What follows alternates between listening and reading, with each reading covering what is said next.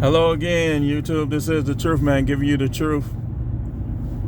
Y'all know I ain't gonna be making no videos on Sunday. I'm gonna be watching the Super Bowl and delivering and doing some work leading up to it. But today I'm gonna have a couple of them. Might even do one after this. So I get topics and then I talk about them. And the major topics I'll do at home with an edit. But most of it's going to be in the car, wisdom in the car, wisdom on the road. And today I'm talking about jobs. And I would entitle this one, You Hate Your Job? Do this. I'm going to show you what I did and the approach that I believe that you should take when you work in a job that people won't let you work in peace. It's a toxic environment. The job may be too strenuous or too boring or whatever the case may be with your job. I'm going to briefly talk about it. I'm going to show you what I did and give you some pointers. The first point I want to make is that sometimes I've heard this term used, but I've always thought this in my own way. You know, you got to go backwards sometimes to go forward. Like if you know in your heart that it's something you need to do to see the wealth and to see the freedom and the independence or whatever else that you seek out of your work, then, just go for it. Just do that thing. But sometimes you don't be in position to go for it right away, which is one of the main things I want to emphasize on this video. So, you want to quit your job. Your money ain't right. I'm going to show you some stuff. The first thing you need to do is swallow your pride. You need to swallow your pride. For you to be successful, successful, that's one of the first things that got to go. Some of the biggest celebrities, they moved to California with nothing. Living out of cars, all type of stuff.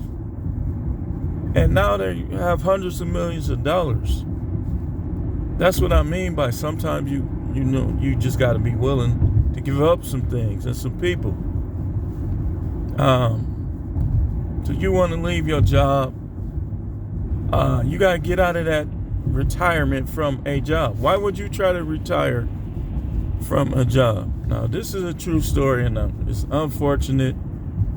The guy was a good guy. But I want to talk a little bit about it. So one of my former coworkers, one of the last things I said, I talked to him on the phone one particular time for a while. Like we were on the phone discussing like a supervisor position at the job. This guy it's just sometimes stuff happens to the people that don't really bother people like that. I never had no issues with this particular person. But we were talking one day while I was still there. And I said, man, so you still thinking about moving? This, that, and the other. It's like, he said, nah, not right now. He said, after I retire in 7 years.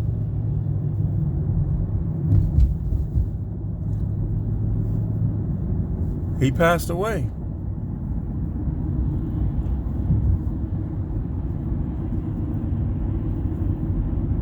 I think that's one of the reasons why I wanted to make this video. Because a lot of people don't be liking their job, but it be perks, so they try to fight through. Sometimes you just need to leave. Like what I did, I'm going to tell you what I did. What I did was I made sure everything was in place. Like money that I could take from here and take from there. And I made sure that I would be able to sustain myself doing what I was doing part-time while I was there if I do it full-time. So that's what I did. And it was some rocky times now. Y'all got to realize getting paid every day, you got to get used to that. And, it was some rocky times. But now it's starting to come together. My plan is working to a fruition, to A+. The things that I revolved around and say, okay, I'm going to do this. I know this is going to work when I do it. I'm doing this, and it's been working. But let's say you're a job worker, and let's say you don't like your job, but you don't want to lose everything, you quit. Let me show you how to do this. One, like I said, get rid of your pride. Two, if you watch a lot of TV, you got to stop that. If you don't stop watching all that TV, because you'll be able to watch TV. Like, I still watch TV. But you'll be able to watch TV. But what you got to do is you got to begin to become more independent. Like, you got to look into, like, let's say you want to leave that job and you just want to work another job. Okay, well, do it like this. Keep working your job and go get a second job. Do it for like a year. All of your money from that second job, save it. Put it up. I don't care if you put it in the safe, you leave it in the bank, whatever you do, put up all of your money from that second job. And let's say you want to go into business. Okay. Well, you got to learn how to be independent. I think doing something like DoorDash or like Uber Eats or Grubhub, and just keep pounding them deliveries out. Saving the money. Save your cash tips. And just keep saving it. And then, like, make your decision. Like, okay, if your mortgage is $1,300, then when you got $13,000, you can't continue to make money. Like, you can really leave if you want. You could really leave if you want.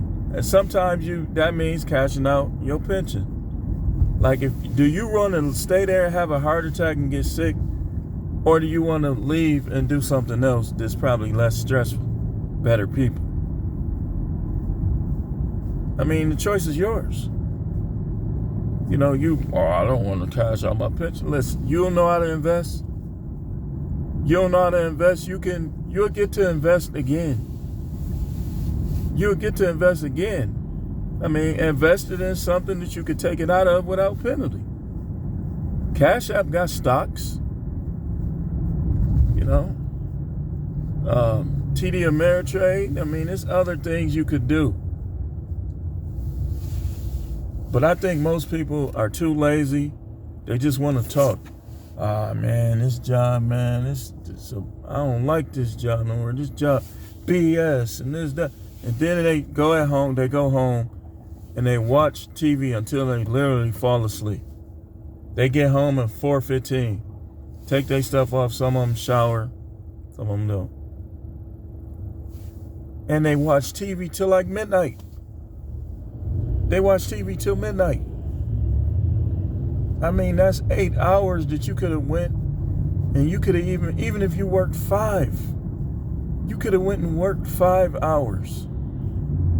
And let's say you make $12 an hour. That's $60. That's you gonna clear like what, 48? That's an extra $200 a week, $800 a month, $9,600 a year. A lot of people stay in their situation because they don't do enough to change it. And me personally, you talking about how you hate your job, but you don't do nothing to get out of there. I don't believe you. Because I've seen people who really hate their job leave. Like my last job, I didn't hate the job. I thought that some people was just too extra. Telling on you. Then some of the, I was in corrections, so you're dealing with delinquents. Some of them, they forget that you're failing in life. You failing in life, that's why you're here, but they act like they celebrities or some of them. And then when you don't be scared of them and when you don't go for their little tricks, now they want to make threats. And you know how a woman You know how a woman be like, when she get mad at you, sometimes you be like, don't touch me, don't talk to me. That's them. The staff sometimes and the kids. That's the job that I had. Then you have the outside people, they not being kept in line, so now they First of all, where I used to work, it's supposed to be like this.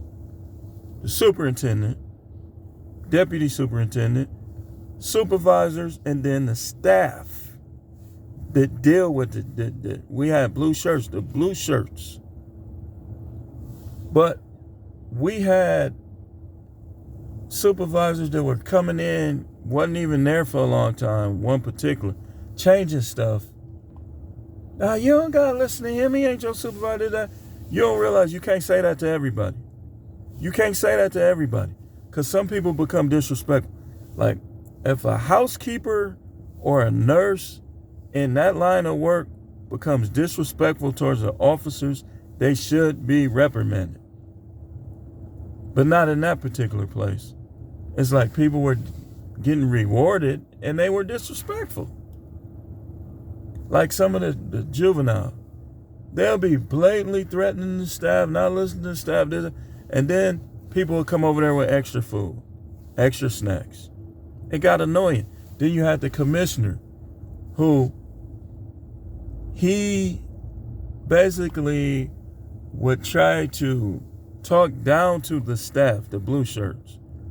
But he letting these dangerous dudes go home. And I've heard them say, we're trying to get you home. How you trying to get them home? Ain't this the same person that broke in 10 houses, damaged 2-3 cars, and you trying to get them home? But you want to talk to me disrespectfully over computers that don't work. This is some of the stuff I was dealing with. So I'm like, okay. Job pay decent, not the best, but decent. So the whole time I'm just blocking it all out. People mad because they vote different than you, mad because they think different than you. When you at work, that stuff shouldn't even matter. How do you hold against your coworkers their differences? I don't. The things I look at is, okay, why is this person getting disciplined less than this person? That's stuff I look at. But some people, they look at how you vote, what do you believe? You know, Christianity, Bible stuff ain't popular on these jobs. Stuff like that. But then, you know, when they added the other little undermining stuff they was doing, and if they would have gave me a good explanation for it, I'd have been like, you know, and kept doing what I was doing. But they showed me that it was time to move on, because if you do something shiesty and you can't explain it, you're just trying to argue and trying to, because you're a certain position. I don't want to hear no more of that. Listen, if your coworker, if your employee is coming to you like, why would you give me this? Are you trying to say that the new people are better at this job than me? And you can't explain why you did what you did. It shows me one thing, that you did what you did out of pure dislike and emotion. And if you think like that, you shouldn't be a supervisor. And watch these type of supervisors. They always have high turnover, no matter where you are. You can be in Arizona, California, Milwaukee, anywhere. These little emotional supervisors who give extra favors to the people who kiss their butts, and then the people who might not talk to them as much, or they feel like they bumping heads with, they want to undermine them. They want to get them gone, as they call it. You give me an evaluation lower than a complete noob? Come on now. That's personal. So I didn't like go back and forth with them or nothing like that. After I said what I had to say, they said what they had to say. I said, hey, man, if that's how you feel, you got to do what you got to do. I got to do what I got to do. He said, what you mean by that? I said, you'll see. I waited. Went on vacation. That's another thing. Use your vacation, though. Because you already know most jobs, if they got to pay you vacation, they going to take all day because you quitting. They childish. It's the reason why you quitting. But if you can, use your vacation up first. When you come back, when you're ready to quit, put in your 2-week or 1-week notice. And it's like on most weeks, not every week, you have slow times in business. I make more than I did there. And there I'm having to wrestle, having to fight, arguing, going back and forth, disagreements, getting rolled up. Forget that. Listen, if I can help it, people will not get that many more chances to write me up. Now, when you move to a different city, sometimes you got to get a job to show income and stuff like that. But I'm already independent business mindset. So the only thing that's going to keep me on these jobs, if I do a job along with my businesses, is if people leave me the hell alone, let me do my thing. Don't be asking me no personal question. If you cool, you cool. If you ain't, you ain't. But if we're a team, I got your back regardless. Whether or not, this, that, and the other. But if it's trash again, I'm taking out the trash. And some of y'all need to take out the trash. Whether it's your relationship, whether it's your job. Why you got all that trash in your house? You need to take out the trash. What do I mean by that? Get rid of them trash jobs. You know why? People don't realize why all these people quitting their job. Because this is the gig economy. You can go on Fiverr. Let's say you're a graphic designer. You can go on Fiverr, do that, have that graphic design business, and then go and do like Instacart, Grubhub, or something along with that, and you still making the same or more money. And you got any day you want off. You want Christmas off, you celebrate Christmas, that's your favorite holiday, you could be off Christmas. You working corrections though, the people who've been there the longest gonna be off, they're gonna have first selection of those days. And you practically have to hope you off on the days you want. Or trade with somebody is always something. Now, right now at least, I'm gonna work this job for a little while when I get down, when I relocate.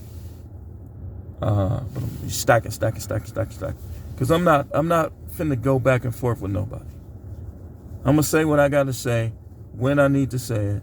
I'm not finna go back and forth. You got this person watching your every move, telling, that's childish. I'm not gonna do that.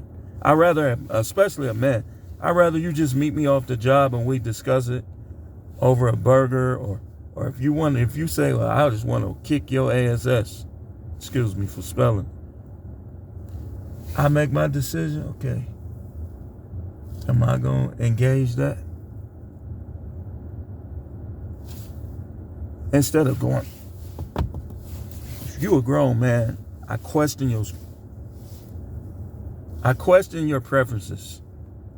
If you're a grown man, going back and forth, talking behind people's back all the time, and if the person ain't there and you say something, as long as you would say it if they was there. If you would say it if they was there, it's different than you saying it when they not there.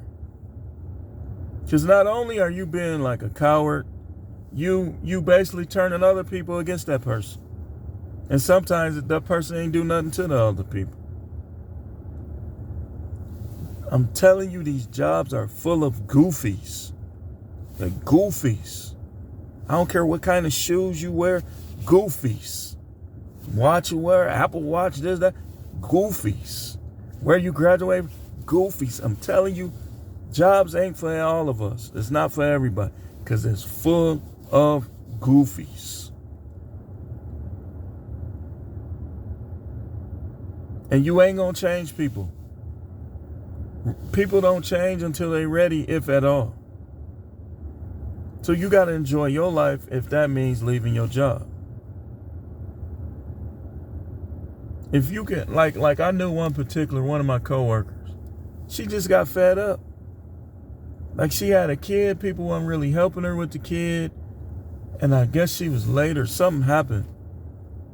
And the supervisor told her that she got to make sure she have her priorities in order. She said, they told me the story, I wasn't there, but it was funny to me. She said, you know what, F it, I quit. And left. Again, and sometimes you got to understand it be slow times. You got DoorDash, you got Roadie now, you got Uber, Lyft, Grubhub, Uber Eats. You got Handy, you like cleaning up houses. You can go on Handy and clean up all day. You can clean up. See, I don't do the cleaning houses because I know some people, let's be honest, they don't trust guys that look like me. 6'2", 285, not fat, like that. I got some fat in certain designated areas. Like, I got a little love handle, stuff like that. But y'all know what I'm talking about. It ain't that bad. Like, I only had, last time they checked, I had